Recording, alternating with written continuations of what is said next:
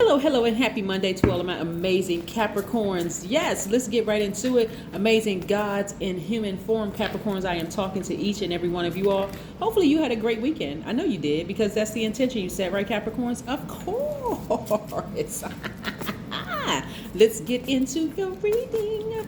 Let's go. Most High God in the universe, please give me a special reading for my amazing Capricorns as it relates to every area of their lives, specifically in areas of power and intellect, money and wealth, creativity and emotions and spirituality, and where they need to take action. I am talking to my classy creatives who are great managers of people, money, and time, self-control, self-discipline, team players, very hardworking sign, very loyal. Yes, all right, sea goats, greatest of all time, gods and goddesses in human form. Capricorn, I am talking to you. We're going to talk about sacral chakra a little bit today, right? We're not going to get way too into it because I've gotten a lot of really wonderful feedback from the root chakra video when we talk about the solar eclipse and the number 9. So if you want to learn a little bit more about the root chakra, but don't worry, I'm going to break it down for you all. So go ahead and grab your pens and paper because I know you all like to take notes. So very sensitive to all energy. So I know, it works for every sign. So I know you all like to kind of sort of take notes and just figure out how to, pour back into yourselves. Here we have the Strength card. Speaking of pouring back into yourself, like lighting a fire up under yourselves. Here we have the Four of Pentacles. Nice. See a lot of you all traveling. We have the Two of Cups. Very nice. We also have the Knight of Pentacles. Nice. We also have the Two of Pentacles. Very nice, Capricorns. And we also have the King of Swords. So let me make a little bit of room here. A little bit of room here. This is where, because the majority of the cards that I'm looking at that are happening in your lives right now is just balancing out your daily affairs when it comes to money. A lot of you all are working in companies and organizations, but you're also thinking about really tapping into that creative energy. And it's going to make you a lot of money, and it's going to take you around the world, right? It's really going to take you around the world. So this is where you really want to get focused, right? I see a lot of you all either meeting your soulmate or remembering that you're your own soulmate, because not everybody's interested in getting married. Not everybody's interested in being in a partnership. I know family is important for you all, just like your money. Those are your security lies, so that you can create the life that you want. But you're learning how to balance out your own energy, and it's taking a lot of strength to do that. When we talk about the sacral chakra, because like I said before, if you're interested in learning about the root chakra, it's the video that's labeled Solar Eclipse number 9, right? So we are approximately 13 days, like 12 point whatever, we're rounding up, like approximately 13 days away from the next full moon. So this is where you're going to be quietly creating, like deciding what you want your next cycle to look like, being fully realized, right? The sacral chakra is located at the center of your pelvis. It's associated with water and the sense of taste. Matter of fact, the color associated with is orange, like this right here, orange, right? And so it develops between the ages of 8 and 14, right? Write that down, between the ages of 8 and 14. It's a period of great hormonal change and sexual awakening, right? So during that time, you may pair up with your best friend, right? And we're not talking about in a sexual way, right? It's just like, starting to recognize what energies you're attracted to, like, we may write the same. With kids are so funny because kids may say, oh, we write the same way, or, you all may find out that you like passing notes in class, or maybe you live next to somebody, or you all may like the same sports, and becoming intimate in that sense, not in a sexual way. Because then later on, you experiment with your first romantic crush, your first couple that's closer to like the age of 14. But imagine if that was some traumatic act happened during that time of that emotions and that intimacy, right? It can really throw you off. And one of the examples that I gave Capricorn, an example of that is like somebody could have been raped or molested, or their family could have, because not everybody was raped or molested. Or another example could be, just as you were making friends in your school and you were developing these close relationships with your friends, like your tribe, all of a sudden your family moves. Maybe your parents went through a divorce, or something like shook you to that level of just like really interrupting or disrupting that those emotions, right? So things are kind of out of balance from there, which could throw you into over nurturing as an adult, actually. So when your sacral chakra is completely balanced out, you experience creativity, like you're not afraid to tap into your creative juices. Like, even though you all are very, very hard working signs and you all can work for an organization or a person or a group or whatever, you all don't have a problem with tapping into your creativity. This is when your sacral chakra is in alignment, even if you're working for somebody else, but you're certainly not afraid to tap into that creativity, like write a book, start writing poetry, singing, getting into music, whatever is connecting you to those emotions, right?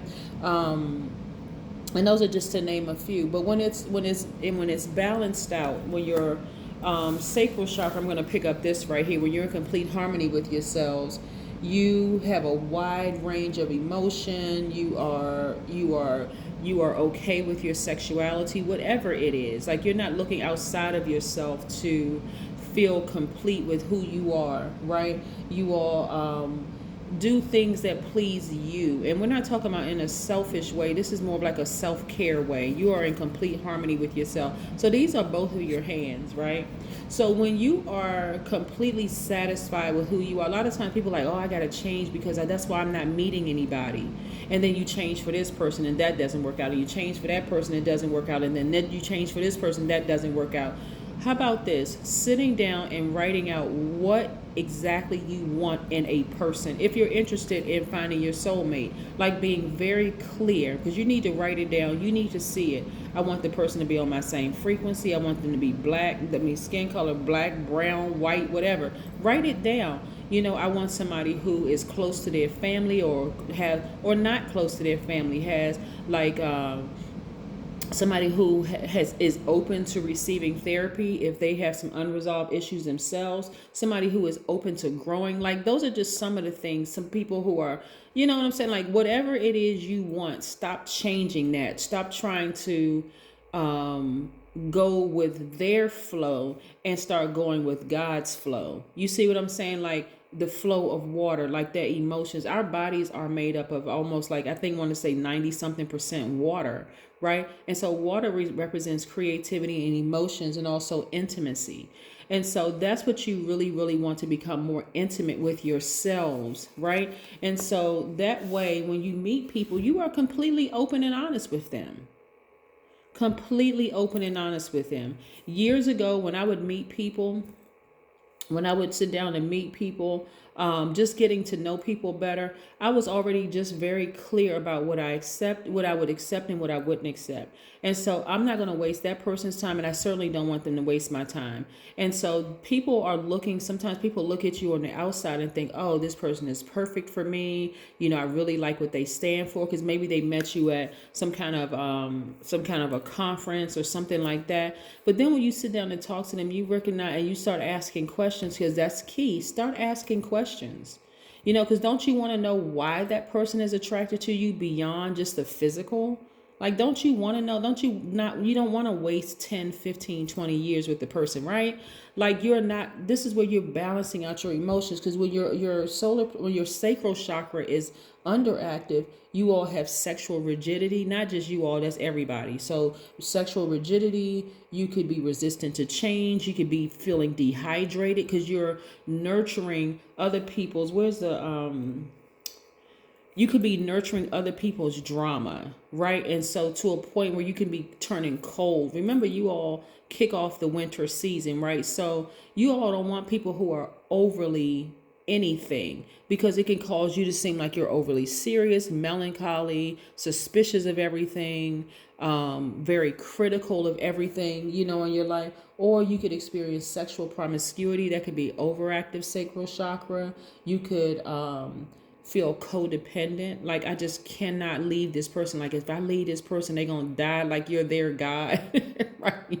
We are gods in human form, but we're not other people's gods. And I think that's where some people get it twisted. They really get it mixed up. But I do see you tapping into your divine masculine side of yourselves. And I'm talking to men and women, because you all are divine feminine by default, meaning that you all are receivers. You all are nurturers, right? And so I want to help you all not to over nurture. So it's going to take some strength for you all to kind of sort of really focus on nurturing yourself, pouring water back into your own spirit, becoming more intimate with yourselves, more intimate with purity of these natural resources: water, the sun, fire, air, earth, your ruling planet. I mean, sorry, not your ruling planet, your element, earth, right? Going outside, charging from the earth, taking walks, the whole 9 yards. But I do see a lot of you all traveling, earning a lot of money, balancing out your daily affairs. Again, you're tapping into your creativity, something that you're passionate about. If you like to write, start writing. If people around you are not supportive of that, get focused, tap into your strength. You may have to sever ties with those people who are not supportive of you writing your first book, your first novel, because tapping into your creativity, I think, who said it best? I want to say it was Erica Badu, and I think she's a Pisces, and she said, she's really sensitive about her ish, right? And so some of you all tapping into that creative side, dipping into that water in yourself, your intimacy, that emotion, that creativity makes you very sensitive. And so water signs are very sensitive to energies. And so if something in you is saying, okay, well, I've already confided in this person about, starting my own business, and I have to pick up this card because this is about balancing out your daily affairs when it comes to your money. If I've confided in people about writing a book, or going after a particular job, or doing whatever it is in that creative realm, and they haven't been supportive, whether it's your mom, your dad, your adult kids, your best friend, your ex, whomever, you that's something that you want to keep to yourself. You don't want to nurture that, like overthink it, right? You get it? Okay, good. Good.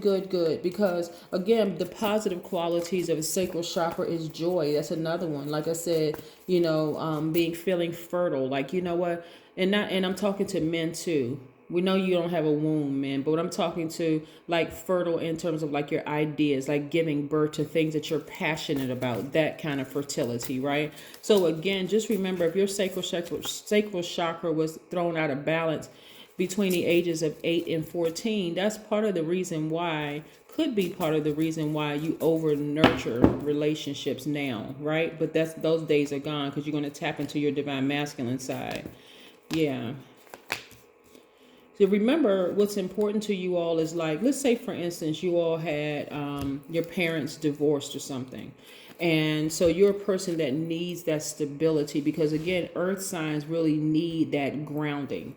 And let's say, you had one parent that moved frequently, right? And then the other parent may have had like a more of a stable, seemed like grounding, came from a grounding family or whatever. That was important for you to not be uprooted all the time. But however, the upside, the silver lining, and the constant moving was also teaching you adaptability, like tapping into that part of yourselves where you are not rigid when it comes to change, because that was probably preparing you to start your travel, like starting to travel. You always got to find a silver lining in things, instead of looking at it like, like, have you ever met somebody who you've known them their whole life? They've lived in the same neighborhood 20, 30, 40 years, never ever moved, never traveled, no nothing. That's all they know is that neighborhood. So even if, like, say, for instance, your parents divorced early, or you went to go live with another relative or whatever, and that's the house you remember, those were your childhood memories, were developed to some degree. Like, for instance, no, it doesn't matter how dysfunctional it may have been, that is forever etched in your mind, is that part of that stability for you. Excuse me. But so now, instead of over nurturing, especially if it was dysfunctional or whatever, now it's time to say, okay, I can create my own stability wherever I go. So that means you may You may want to say, I'm not going to be moving 1,000 times when I get older. So I'm going to settle down somewhere or have several different properties somewhere. I don't have a problem with traveling because I have a home base somewhere. That home base could mean I have some of the same friends from elementary school, college, middle school, high school or college or whatever. I have some of those connections keep me grounded. So I don't have to stay, I don't have to over nurture certain relationships because those relationships are unhealthy, right? And so I'm saying financial independence for you all because you all are learning how to balance out your own chakras. I'm seeing a lot of you all in happy, healthy relationships now versus the relationships that you were in before. You may have been, okay. Some of you all may have been attracted to people who were just kind of all over the place, like more free spirited people who are very, very sensitive in their emotions, right? And at first that may have made you feel almost like, okay, opposites attract, and they do attract, until you started balancing out your own chakras and started realizing, hey, I was looking outside of myself for certain things that I already had within. I didn't need it from them. I just needed to look from within. You see what I'm saying, Capricorn? And so that creates divine masculine, divine feminine in you that's completely balanced out. The little boy or the little girl completely balanced out. So now what you're attracting are other people who are completely, they are in tune with themselves, right? So you're no longer looking for people to fix. You're no longer looking for, because it's what kind of throws earth signs off is the outer shell. This is where now you're going to tap into that strength and start asking. I'm talking to men and women. You're going to start asking more questions. If family is important to you and you meet somebody who is not connected to their family, you're not going to look at them and like strange, weird, or different, or what's wrong with you? You don't talk to your family anymore. You don't have any. You're going to start saying, okay, well, I have my own soul tribe, like my own family that I created, even if you disconnected from your own family. And so that's important to you. And so if they are the opposite of that, instead of you looking at them as like they like a cyclops, you may say, it was nice meeting you. And just prolong and not, stop prolonging the inevitable. Thinking that I'm going to save this person. Maybe if I bring this person into my friendship circle and, maybe I can get. Remember, they are not used to the same thing you're used to. This doesn't make them better or worse or you better or worse. It's just on a different frequency, right? So what I'm looking at here is God is really starting to download a lot of information into you all, like really tearing down this rigidity, this I'm not going to budge, I've always been this way, so I'm going to be that way. Recognizing that you're in a very vulnerable space right now, Capricorn. And so you being in that vulnerable space is great, depending on how you see it, because God is constantly downloading information. You could have very vivid dreams of family members, people who have transitioned. You see in faces. You could hear loud, booming voices of voices that you recognize telling you to make moves and do X, Y, and Z. But this is great for you. So again, tap into that strength, because in this vulnerable space, you are divinely protected. You're moving towards balancing out your own energy and attracting other people who are balanced out. Whether you want to get married or not, if that's something you want to do, hey, you can do that. But you're attracting a different caliber of person now, right? And so again, I see a lot more of you all meditating more, remembering how powerful you are and on fire. Yes, I see you feeling happy, magnetic, and very free now. Again, your money is not going to be a problem for you at all, right? And if you're not making enough money right now, what in your life do you need to remove so that you can make room for more money coming your way? Who in your life or what in your life do you need to remove so that you can make more room for your soul tribe or your family that you're creating? Meditation is also going to help you with that. Here we have the crown chakra. Again, near water. Remember, the sacral chakra is water. The crown chakra is not water. But, excuse me, the cups energy. Cups energy is water. That's why you see water here, right? So again, and you see the blue, you see the color blue, the water, you see water here in the bowls, you see, then looks like they're kind of like on a rainbow on a beach. This is water in the background and water in the background. So again, reconnecting with your emotions and becoming intimate with yourselves, your passion, what is it that you want to do, is going to help you find your soul tribe. Again, if it was jolted at or you were traumatized in some kind of way, and trauma could have been like I said, you just was uprooted at a certain age and constantly moving and you know, but there's something that you feel connected to from like that age, your childhood, right? And so those things could be bringing back some really, really good memories for you, despite all the other stuff that was going on. But I'm telling you, the silver lining in this, if you were a child that moved around a lot when you were little, is that God was trying to prepare you to get ready to start traveling, like, so you're not stuck in one place, like adapting to that. Like you may have houses in different parts of the world, like the houses that you purchased in different parts of the world, that's your home base, that's your solid, where you're keeping your friends and stuff that you have from childhood, but also getting you prepared to start being adaptable to change, right? So you don't have to necessarily grieve, stay in that posture of grief. Here we have connecting with your ancestors. 1 + 4 is 5. 5 is the number of making a pivotal point in your life. You're taking that opening. I'm trying to see if there's a 5, if I have a 5 here on the table.